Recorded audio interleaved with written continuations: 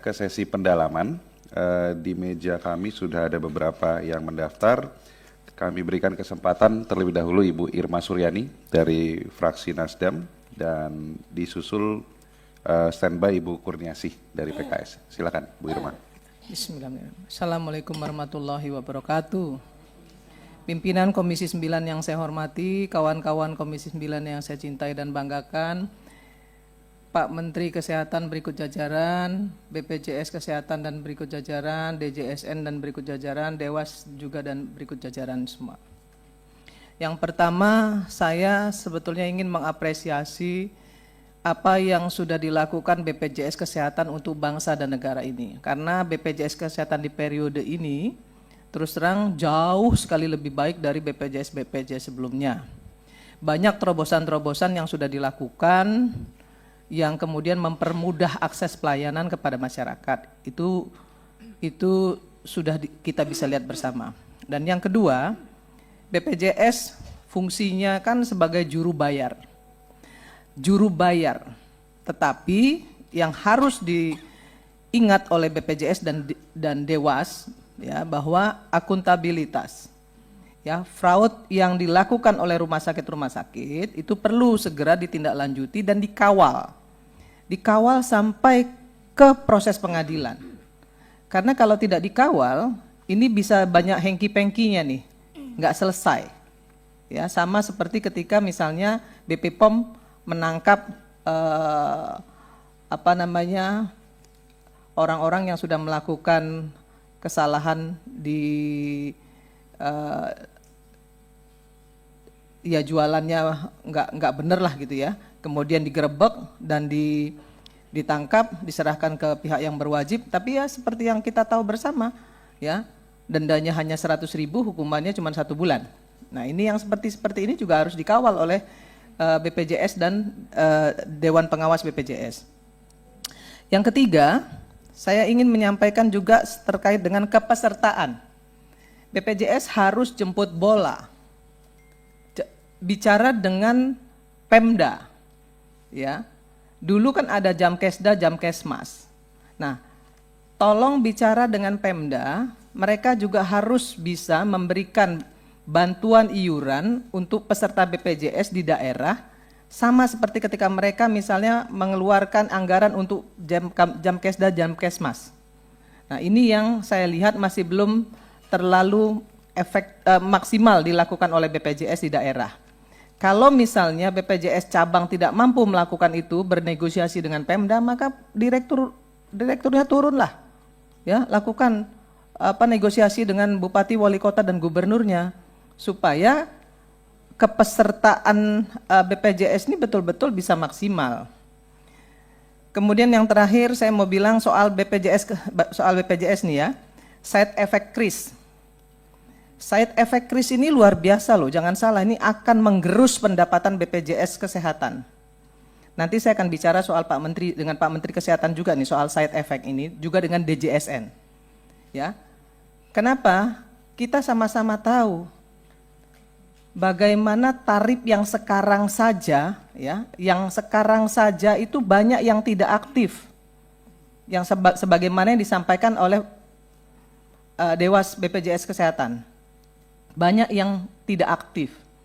Apalagi nanti ketika kris dilaksanakan dengan satu tarif, pasti akan ada kenaikan tarif. Tadi juga DJSN sudah menyampaikan akan ada kenaikan tarif di 2025. Bahkan sudah dipersiapkan ya, regulasinya. Artinya akan ada kenaikan tarif. Nah, apakah ini tidak akan membebani masyarakat lagi? Yang perlu dilakukan oleh pemerintah sebenarnya memperbaiki tata kelola agar akses pelayanan kesehatan masyarakat itu bisa maksimal diterima oleh rakyat. Bukan sekedar menaikkan iuran tapi pelayanannya tidak sempurna, tidak maksimal maksud saya.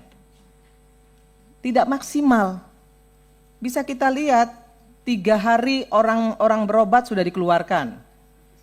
Itu kaitannya dengan tarif inasi bijisnya, dengan kapitasinya. Ini kan harus dibenerin nih. Rumah sakit yang nakal, Pak Menteri Kesehatan juga nanti harus ditindak. diberikan punishment, jangan BPJS yang disuruh melakukan tindakan ke rumah sakit pemerintah yang melakukan fraud misalnya. Ini kewajiban dari Kementerian Kesehatan. DJSN dan Menteri Kesehatan harus tahu bahwa BPJS ini adalah amanah dari konstitusi. Amanahnya apa? Gotong royong. Jadi jangan pernah bicara soal asuransi swasta. Nanti saya akan jelaskan di pertanyaan saya kepada Pak Menteri Kesehatan. Terkait dengan Menteri Kesehatan, yang pertama, untuk masalah KRIS, pelaksanaan KRIS, tadi disampaikan oleh Pak Menkes bahwa baru 50% yang divalidasi, padahal 30 Juni 2025 sudah harus dilaksanakan. Sementara perbaikan tata kelola klaim rumah sakit saja belum diberesin. Ya kan? Belum diberesin, belum ada perbaikan di tata kelolanya. Yang ketiga, dengan adanya KRIS, pasti iurannya, ini kepada Menteri Kesehatan nih, pasti iurannya naik.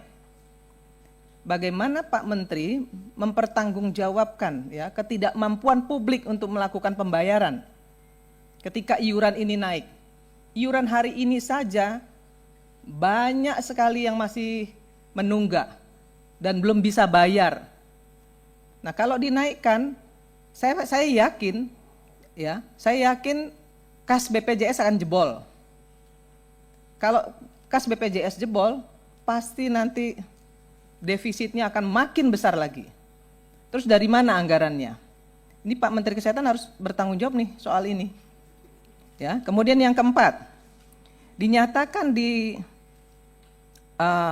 presentasi Pak Menkes, Sumsel itu semuanya sudah selesai. Ya, hanya satu yang belum selesai, pelaksanaan KRIS di Sungai Lilin. Padahal saya tahu persis, karena itu dapil saya. Di sebelah saya ada Ibu Bupati nih. Ini ada Ibu Bupati di Lahat. Suaminya adalah Bupati Lahat. Di Lahat itu belum, persiapan KRIS belum dilakukan. Kenapa kok di laporan Pak Menteri tinggal satu yang belum? Ini kan penipuan publik nih. Ini laporannya dari mana Pak Menteri? Saya yakin di Sumatera Selatan yang lain juga masih banyak yang belum. Ya, di Lahat ini ada orangnya nih, Ibu Menteri, Ibu Bupati loh. Ya, jadi harus jelas dulu nih laporannya, jangan asal tulis. Yang kelima, kenapa kuratif tinggi? Kenapa biaya pengobatan kita tinggi di 2025 sehingga BPJS defisit? Tadi sudah disampaikan oleh Direktur BPJS dan Dewas BPJS, kenapa defisit? Tapi saya ingin sampaikan juga bahwa artinya kalau kuratifnya tinggi, bisa saja salah satu alasannya dari alasan yang sudah disampaikan Pak Dirut BPJS dan Ketua Dewas BPJS adalah promotif preventifnya nggak jalan atau belum maksimal dilakukan. Ya. Jadi promotif preventifnya nggak maksimal nih. Ukurannya jelas kok. Ukurannya kuratifnya tinggi. Artinya promotif preventifnya tidak maksimal dilakukan, tidak jalan. Itu yang kelima. Yang keenam, soal insurans.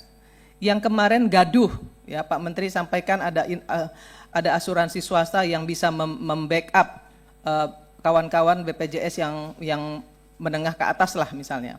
Pak Menteri harus tahu bahwa Undang-Undang DJSN itu adalah amanah konstitusi di mana di situ dinyatakan bahwa kegotong royongan, yang kaya menggotong yang miskin.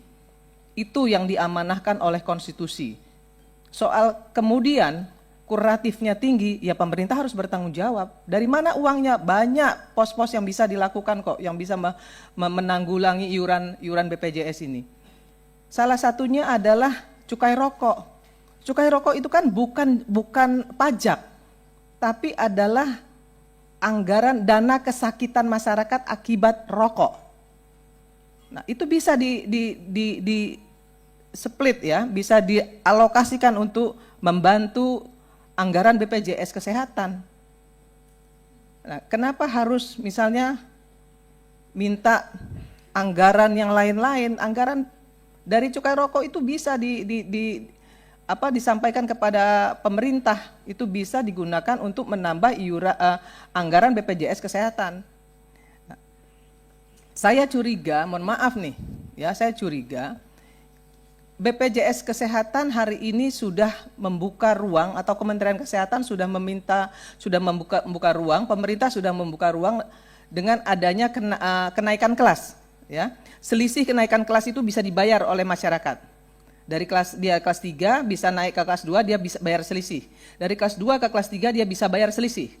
Nah, saya curiga dengan adanya asuransi swasta ini yang akan dilakukan adalah urun medis, ya, urun medis nih.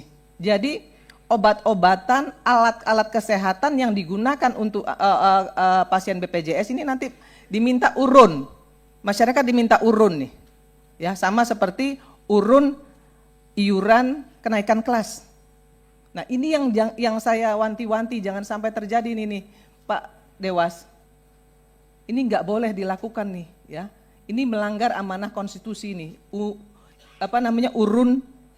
Urun medis ini nggak boleh dilakukan. Jadi obat dan alkes, ya, kemudian itu akan dihitung dan dibebankan kepada pasien BPJS. Itu menyalahi undang-undang, menyalahi konstitusi. Nggak boleh dilakukan. Maka saya selalu mengatakan tolong dulu baca undang-undangnya, baca konstitusinya, baru kemudian sampaikan ke publik supaya publik tidak gaduh. Kemudian yang ke-8 saya ingin sampaikan kepada Pak Menteri juga. Ke-7 untuk RS yang memainkan tarif inasi bijis, ya, 3 hari keluar, kemudian 2 hari istirahat, masuk lagi. Nah, rumah sakit yang seperti ini harusnya mendapatkan punishment. Ya, harus kan dibenerin nih regulasinya, tata kelolanya dibenerin supaya BPJS juga nggak jebol, ya. Kemudian yang ke-8, rumah sakit jualan obat dan alkes. Pak Menteri mengatakan kepada kita semua bahwa membangun rumah sakit, kemudian memenuhi alat-alat kesehatan dan obat-obatan agar orang-orang Indonesia tidak berobat ke luar negeri. Tapi Pak Menteri tahu nggak sih, rumah sakit sekarang ini banyak jualan obat dan jualan alkes. Orang sakit itu dikasih obat banyak sekali, bahkan obat sejenis, ya, untuk pereda nyeri aja harusnya 1 dikasih 2. Nah, itu salah satu contoh. Kemudian setiap kali kita rawat inap itu harus juga periksa darah lengkap, padahal sakitnya nggak perlu harusnya itu. Mungkin harus kolesterol dan yang lain-lain lah, ya, 2, 3, 4 item, tapi seluruhnya diminta untuk dilakukan tes darah lengkap. Itu juga menghabiskan biaya. Bu Irma, kemudian kalau dipersingkat. Enggak, satu lagi, Pak. Nah, ini perlu penting saya sampaikan, Pak. Makanya yang selanjutnya penjualan alat-alat kesehatan loh, Pak. Yang harusnya nggak operasi harus operasi. Kan ini juga harus diberesin dengan Menteri Kesehatan. Nggak boleh seperti ini. Artinya tata kelola rumah sakit juga harus dibenerin. Kalau nggak mau BPJS Kesehatan jebol, nggak mau orang Indonesia berobat ke luar negeri. Saya kira ini yang bisa saya sampaikan kepada Pak Menteri. Satu lagi terakhir ini ya, side effect check up gratis. Kan check up gratis ini untuk yang ulang tahun. Tapi apakah Pak Menteri sudah menyiapkan anggaran untuk side effect-nya? Kalau kemudian diketahui masyarakat ini mengidap penyakit A, B, C, dan D, dan ada tindak lanjut dari pengobatan, anggarannya sudah disiapkan atau belum? Itu saja pertanyaan saya, dan mudah-mudahan Pak Menteri Kesehatan, DJSN, BPJS Kesehatan, dan Dewas memahami apa yang saya sampaikan dan kemudian tindak lanjuti, agar tidak sampai terjadi defisit anggaran di BPJS Kesehatan maupun pelayanan akses kesehatan oleh masyarakat menjadi berkurang karena persoalan kris yang belum selesai ini. Saya kira itu yang bisa saya sampaikan. Saya tutup dengan wallahul muwaffiq ila aqwamit thoriq. Assalamualaikum warahmatullahi wabarakatuh. Salam. Terima kasih Bu Irma. Selanjutnya Ibu Kurniasih dan standby Ibu Neti. Baik, terima kasih banyak Ketua, Pimpinan, dan anggota Komisi 9 DPR RI, Pak Menteri, beserta jajaran, pimpinan